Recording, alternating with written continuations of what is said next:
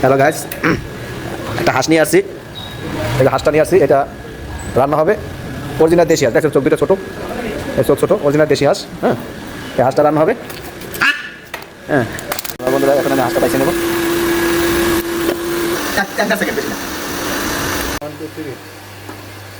এখন হাঁসটারে পাইছে নিয়েছি, এখন এটা আমি টাকা দেবো, ঠিক আছে।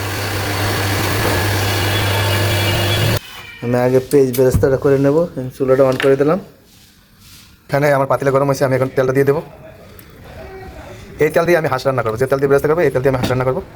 তো আমি তেলটা দিয়ে দিছি, তো আমি তেলে গরম হয়েছে, আমি পেঁয়াজগুলো দিয়ে দিলাম বেরেস্তার জন্য। ঠিক আছে, অফ করে দিই।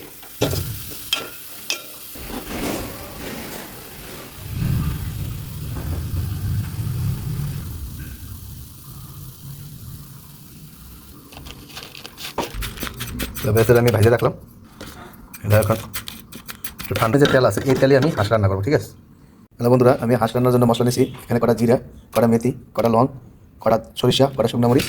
এখানে আছে কটা দারচিনি, সাদা গোলমরিচ, কালো গোলমরিচ, কালো এলাচ বড়টা, কটা মুড়ি, কটা এলাচ, সাদা এলাচ। তারপরে হলো একটা জয়ফলের 4/1 ভাগ দিচ্ছি। এই যে একটা জয়ফলের 4/1 ভাগ। আর এখানে নিচ্ছি একটু জয়ত্রী। আর এখানে আছে তেজপাতা। এটা আমি হালকা ভাজবো, ভাইজে আমি এটা পাকি করে আমি মশলা বানাই নেবো, ঠিক আছে। স্পেশাল মশলা বলে এটা, এই স্পেশাল মশলা আমি বানাই নেবো, ঠিক আছে। তো আমি এখন মশলাটা ভাজবা যাবো, আপনার সাথে থাকুন।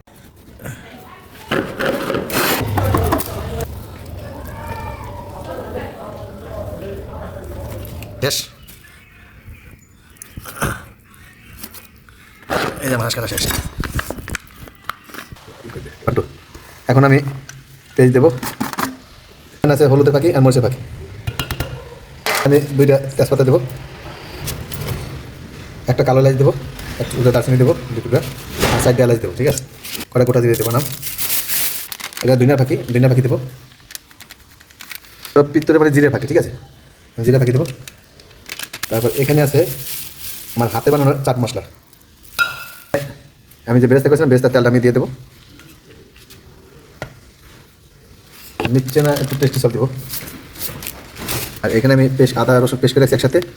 আমি 3 চামচ আদা রসুন দেবো, দই, তেল, হ্যাঁ।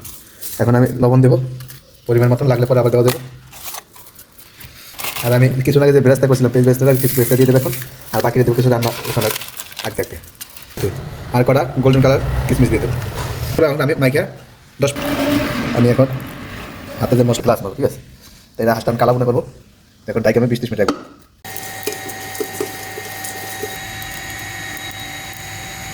হ্যালো বন্ধুরা, আমি যে মাইকে রাখছিলাম, এখন তরকারিটা বসাই দেবো। বুঝতে তরকারিটা 20-25 মিনিট মাইকে রেখে দিয়েছিলাম।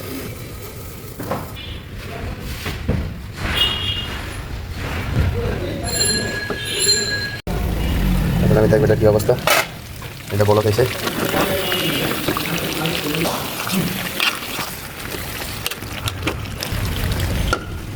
তো আমি নিজের হাতে টমেটো সস বানাইছি। আমি 1 চামচ টমেটো সস এখন দেবো, আর আবার পরে আবার একটু দেবো। আমি টমেটো সস দিয়ে দিলাম আর পুরোটাই দিয়ে দিলাম।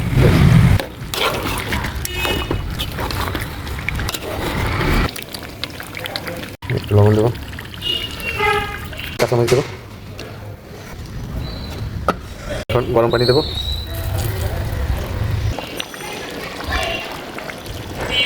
দেখবো কী অবস্থা তরকারিটার। মাশাআল্লাহ, তরকারির একটা ফ্লেভার।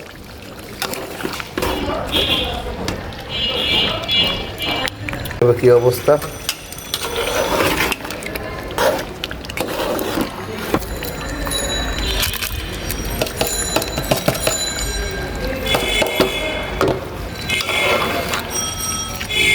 এই যে আমি এই পাতিলা থেকে আমি তরকারিটা আমি এই কড়াইতে আছি, ঠিক আছে।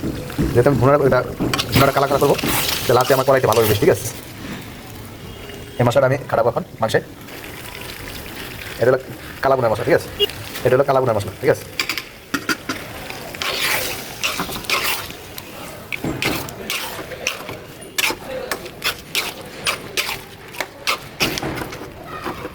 এখানে যেমন জিরা ভাজা, তালা জিরা ফাঁকিটা আমি দিয়ে দেবো।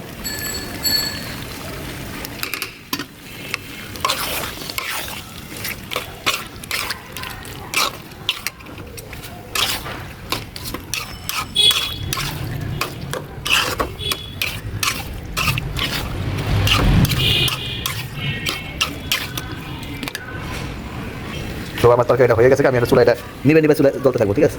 এখন ভাবে লাগবো, ঠিক আছে? এই যে আমার হাঁসের গোস রান্না মোটামুটি শেষ, ক্লিয়ার আমার হাঁসের গোস রান্না। হ্যালো বন্ধুরা, এখন এই যে আমি হাঁসের মাংস,